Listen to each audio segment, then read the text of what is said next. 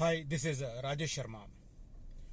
Future సిటీకి సంబంధించి ఒక్కొక్క అప్డేట్ వస్తూ ఉంటే ఇది ఎంత త్వరగా ఈ కళ సాకారం అవుతుంది అనేది కొంత మనకు ఒక క్లారిటీ వస్తున్న పరిస్థితి.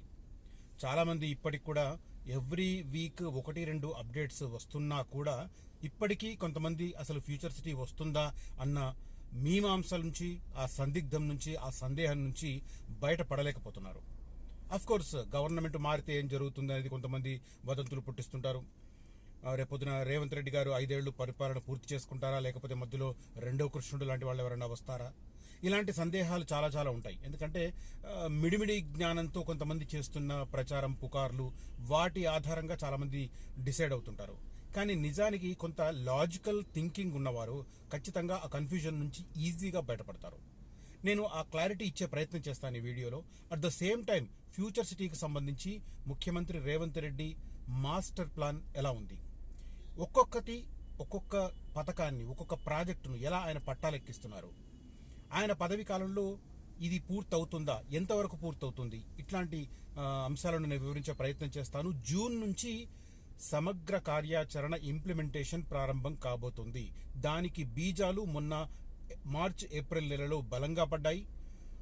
ఎందుకంటే నానక్రామ్గూడలో దానికి ఒక కార్యాలయాన్ని ఏర్పాటు చేయడం, ఫ్యూచర్ సిటీ డెవలప్మెంట్ అథారిటీకి, దానికి సీనియర్ ఐఏఎస్ అధికారిని కమిషనర్గా అపాయింట్ చేయడం, దాంతోపాటు 56 గ్రామాలను ఫ్యూచర్ సిటీలో అంతర్భాగం చేస్తూ ఒక నోటిఫికేషన్ జీవో నంబర్ 69 మార్చి 12వ తేదీన జారీ చేయడం.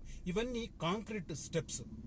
ఇప్పుడు అక్కడ ఆ 56 గ్రామాల పరిధిలో 76 జనావాసాల పరిధిలో, అంటే 76 జనావాసాలంటే ఈ 56 రెవెన్యూ గ్రామాలకు ఇంకొక 20 హామ్లెట్స్ ఉన్నాయి. వాటిని కూడా కలుపుకొని 76 జనావాసాలు అంటున్నాం.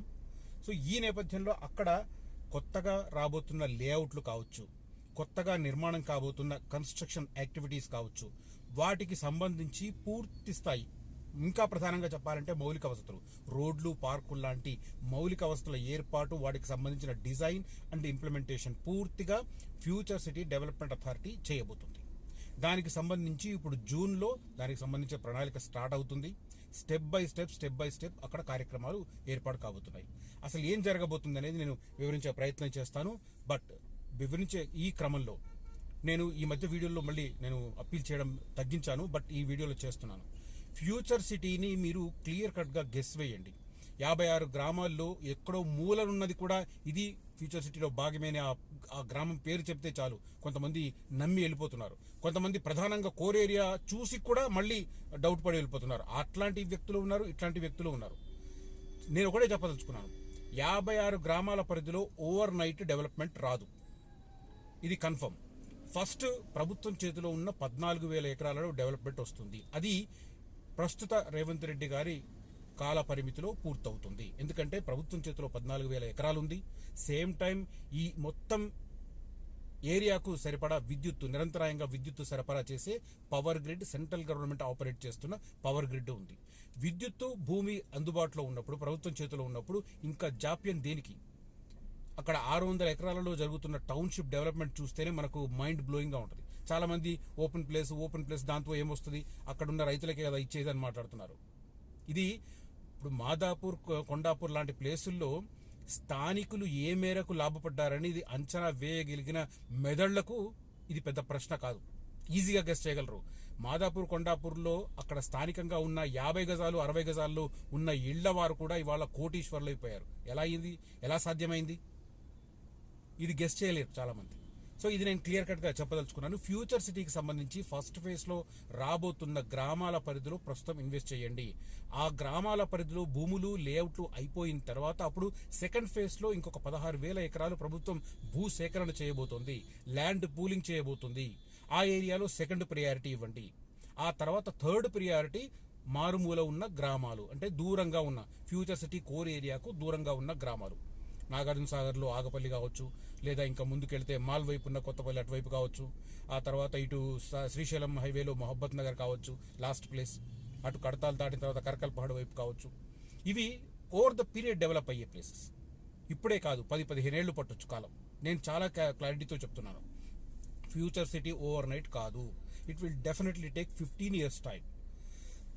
సో 15 ఇయర్స్లో ఫస్ట్ 5 ఇయర్స్లో ఏర్పాటయ్యే core area Nakkarta Medipally, the most important place. చాలా మంది గుర్తించట్లేదు. కుర్మిద్ద మీర్ ఖాన్పేట అని చెప్పి చాలా మంది కలలు కంటున్నారు. అక్కడ రాబోతుంది యూనివర్సిటీస్ జోన్. యూనివర్సిటీస్లో స్టూడెంట్స్ ఉంటారు. ఎంప్లాయ్మెంట్ పెద్ద సంఖ్యలో ఉంటుంది కానీ పెద్ద సంఖ్యలో ఉండదు. For example international cricket stadium అనుకోండి, ఉప్పల్ స్టేడియాన్ని చూడండి. ఏదైనా మ్యాచ్ ఐపీఎల్ ఉన్నప్పుడు అక్కడ జరిగే హడావిడి ఎలా ఉంటుంది, ఏమీ లేనప్పుడు ఎంతమంది ఉంటారు employees? Very very limited. Maintenance సంబంధించిన వాళ్ళే ఉంటారు. ఈవెన్ రెగ్యులర్ ఎంప్లాయీస్ కూడా రోజు అక్కడికి రారు. రెగ్యులర్ ఎంప్లాయీస్ కూడా పెద్ద స్థాయిలో ఉన్న వాళ్ళు రారు. రెగ్యులర్ మామూలుగా గ్రౌండ్ లెవెల్లో ఉన్న మెయింటెనెన్స్ వాళ్ళు మాత్రం అక్కడ ఉంటారు. సో లైక్ దట్ కుర్మిద్ద మీర్ ఖాన్పేట కూడా అదే కొన్నాళ్ల పాటు, అంటే ఒక 3-4 ఏళ్ల పాటు అక్కడ అలాంటి స్టాగ్నేషన్ ఉంటుంది. స్కిల్ యూనివర్సిటీలో స్టూడెంట్స్ ఉంటారు, టీచింగ్ స్టాఫ్ ఉంటారు, స్పోర్ట్స్ యూనివర్సిటీలో అంతే ఉంటారు. ఇంటర్నేషనల్ క్రికెట్ స్టేడియం పరిస్థితి అదే. ఏఐసిటీలో కూడా మనందరికీ తెలుసు, ఏఐ ద్వారా ఉద్యోగాలు తక్కువ ఉంటాయి, మీరందరికీ గెస్ చేయొచ్చు. సో అలాంటి సెంటర్ కుర్మిద్ద మీర్ ఖాన్పేట, దాని మీద చాలా మంది మోజు పడుతున్నారు. నేను చాలా సందర్భాలలో చెప్తున్నాను, ఫస్ట్ ఎంప్లాయ్మెంట్ వచ్చేది నక్కర్త మేడిపల్లి. నక్కర్త మేడిపల్లిలో ఇన్వెస్ట్ చేయడం అనేది డెఫినెట్గా ఒక మంచి ఆప్షన్ అవుతుంది. ఎందుకంటే అక్కడికి లెస్ దెన్ 1 కిలోమీటర్లో 6 ప్రధానమైన కంపెనీలు 5,260 కోట్ల రూపాయలు ఇన్వెస్ట్ చేస్తున్నాయి. 12,500 ఉద్యోగాలు డైరెక్ట్ ఎంప్లాయ్మెంట్ క్రియేట్ చేస్తున్నాయి. ఇండైరెక్ట్గా దానికి డబల్ వస్తుంది.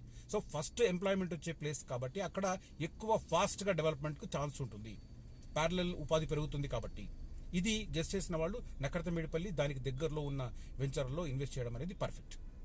రైట్, ఆ ఏరియాలో ఇన్వెస్ట్ చేయాలనుకున్న వారు నన్ను కాంటాక్ట్ చేయొచ్చు. దాంతోపాటు ఈ కన్స్ట్రక్షన్, ఫ్యూచర్ సిటీకి సంబంధించిన కన్స్ట్రక్షన్ యాక్టివిటీ ప్రారంభమైతే కడతాల్ అండ్ యాచారం రెండు కూడా ఒక కమర్షియల్ సెంటర్స్ అవుతాయి.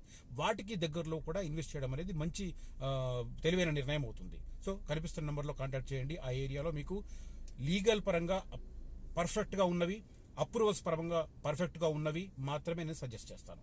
ఎలాంటి జంజాటాలు లేనివి మాత్రమే సజెస్ట్ చేస్తాను. మేము స్పాట్ రిజిస్ట్రేషన్కి రెడీ. ఇవాళ మీరు ఫుల్ క్యాష్తో వస్తే రేపు రిజిస్ట్రేషన్కి రెడీ. అంత క్లారిటీతో ఉన్న వెంచర్లు మాత్రమే నేను చెప్తాను. Because of my vast experience in journalism, నాకు ఎలాంటి జంజాటాలు ఉన్న భూములను ఇప్పించడం నాకు ఇష్టం లేదు. నేను ఫేర్గా బిజినెస్ చేద్దాం అనుకుంటున్నాను.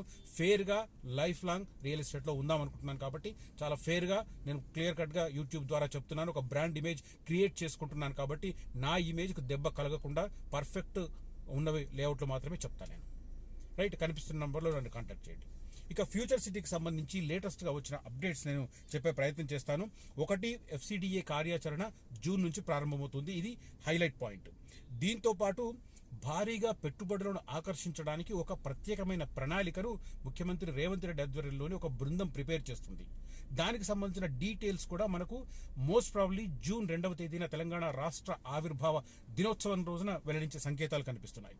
దానికి సంబంధించిన ఎక్సర్సైజ్ నాకు చాలా క్లియర్ కట్గా సమాచారం ఉంది. దాంతోపాటు ఈ 56 గ్రామాలకు సంబంధించి ఆ గ్రామాల్లో ఉన్న ప్రధానమైన సెంటర్లను డిస్టర్బ్ చేయకుండా, అక్కడి ప్రాంతాలు, ఆ గ్రామాల ప్రజలను డిస్టర్బ్ చేయకుండా ఆ సమీప ప్రాంతాలలో ప్రాజెక్టులు తీసుకురావడానికి ఒక పక్కా ప్రణాళిక రచిస్తున్నారు. ఆ గ్రామాలు ఎక్కడికో తరలిస్తారు నీ రకరకాల కొంతమంది పుకార్లు కూడా వ్యాపింపజేస్తున్నారు డిస్టర్బ్ చేయడానికి కొన్ని పొలిటికల్ పార్టీస్. అట్లాంటి ఆలోచన ప్రభుత్వానికి లేదు. ఆ 56 గ్రామాలను సమగ్రంగా డెవలప్ చేయాలన్నదే ఫ్యూచర్ సిటీ డెవలప్మెంట్ అథారిటీ యొక్క లక్ష్యం. దానికి సంబంధించి క్లియర్ కట్ గైడ్ లైన్స్ ముఖ్యమంత్రి రేవంత్ రెడ్డి గారు ఆ FCDAకి ఇచ్చారు. రైట్, ఈ 56 గ్రామాలకు మహర్దశ పట్టబోతుంది అనేది ఇది. మొత్తం మీద రేవంత్ సర్కార్ మాస్టర్ ప్లాన్ ఇది. అంతర్జాతీయ ప్రమాణాలతో ఈ ఫ్యూచర్ సిటీని డెవలప్ చేయడం, ప్రపంచం దృష్టిని ఆకర్షించేలా దీన్ని డెవలప్ చేయడం ద్వారా పెట్టుబడులను గణనీయంగా సాధించే సంకల్పంతో ప్రభుత్వం ప్రయత్నం చేస్తుంది. దానికి తోడు ఇంకొక ప్రధానమైన నిర్ణయం GOMS 68 ద్వారా వెల్లడించింది. మార్చి 12వ తేదీన up to regional ring road దాకా మనకు HMR పరిధిని పెంచారు. ఇప్పటికీ కూడా నాకు ఫోన్లు చేస్తున్న వారు HMDA అంటున్నారు. HMDAని స్క్రాప్ చేసి 2.5 నెలలు అయ్యింది. ఇప్పుడు HMDA లేదు, HMR ఉంటుంది. Hyderabad metropolitan region. కావాలంటే మీరు గవర్నమెంట్ బ్లాగ్లోకి వెళ్ళి, వెబ్సైట్లోకి వెళ్ళి GOMS నంబర్ 68 డీటెయిల్స్ తెలుసుకోండి. HMDA లేదు ఇప్పుడు. అప్ టు RRR ఇప్పుడు HMDA ఉన్నా, DTCP ఉన్నా, ఇవి up to regional ring road ఆటోమేటిక్గా అవి HMR పరిధిలోకి వస్తాయి. కాబట్టి ఇంకా HMDA వెంచరా అని చెప్పి అడగడం మానుకోండి దయచేసి. కావాలంటే నేను చెప్పే అబద్ధం అనిపిస్తే మీకు గవర్నమెంట్ వెబ్సైట్లోకి వెళ్ళండి, GOMS 68 డౌన్లోడ్ చేసుకోండి, దాని డీటెయిల్స్ చదవండి, అప్పుడు మీకు క్లారిటీ వస్తుంది. HMDA ప్లేస్లో HMR వచ్చింది. Hyderabad metropolitan reason. ఇవి ప్రధానంగా 4 నిర్ణయాలు రేవంత్ రెడ్డి ప్రభుత్వం ఫ్యూచర్ సిటీని దృష్టిలో పెట్టుకొని తీసుకుంది. మళ్ళీ నేను రిపీట్ చేస్తున్నాను, 4 ఏవేవి అని చెప్పి అనుకుంటారు. 1, హెచ్ఎండిఏ పేరు మారుస్తూ దాని పరిధిని హెచ్ఎంఆర్గా మారుస్తూ దాని పరిధిని రీజనల్ రింగ్ రోడ్ దాకా పెంచారు. దాంతోపాటు ఈ 56 గ్రామాలను డిస్టర్బ్ చేయకుండా వాటికి ఒక మహర్దశ కల్పించే రకంగా ఒక పక్క మాస్టర్ ప్లాన్ ప్రిపేర్ చేస్తున్నారు. దాంతోపాటు భారీగా పెట్టుబడులను ఆకర్షించడానికి ఒక మాస్టర్ ప్లాన్ ప్రకారం ముందుకెళ్తున్నారు. వాటితో పాటు FCDA కార్యాచరణను జూన్ నుంచి ప్రారంభించడానికి సంకల్పించారు. సో జూన్ నెలలో 4 ప్రధానమైన అడుగులు పడబోతున్నాయి ఫ్యూచర్ సిటీ డెవలప్మెంట్ దిశగా. దీనికి ఏం పేరు పెడుతున్నారంటే రైజింగ్ విజన్ 2050 పేరుతో దీనికి సంబంధించిన కార్యాచరణ ముందుకు తీసుకెళ్తున్నారు. సో నెక్స్ట్ సిటీ ఎక్స్పాన్షన్ మొత్తం అటువైపే ఉంటుంది. మొన్న ఒక పర్సన్ నన్ను కాంటాక్ట్ చేసి, నేను మన్సాన్పల్లి దగ్గర తీసుకున్నాను, రాంగ్ పెట్టుబడి అనిపిస్తుంది అని.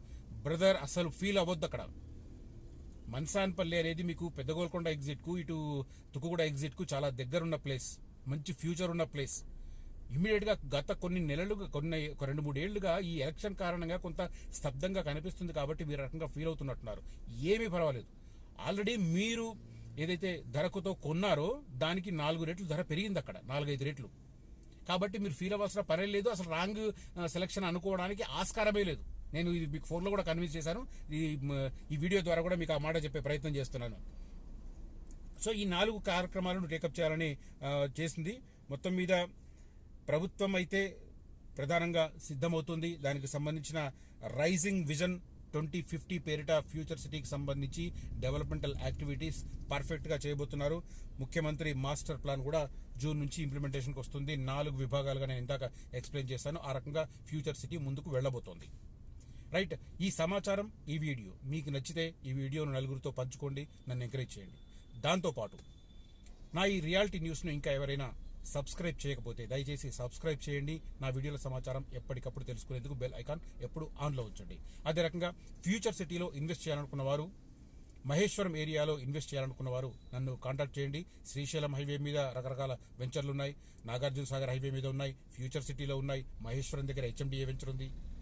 వీటిల్లో ఎక్కడ మీరు కావాలనుకున్నా కూడా, ఒకటి నా దగ్గర అష్యూర్డ్ అండి, లేఅవుట్ అప్రూవల్స్ పర్ఫెక్ట్గా ఉన్నవి మాత్రమే చెప్తాను. మళ్ళీ మీరు నన్ను అడగాల్సిన అవసరమే లేదు, బ్లైండ్గా నమ్మొచ్చు.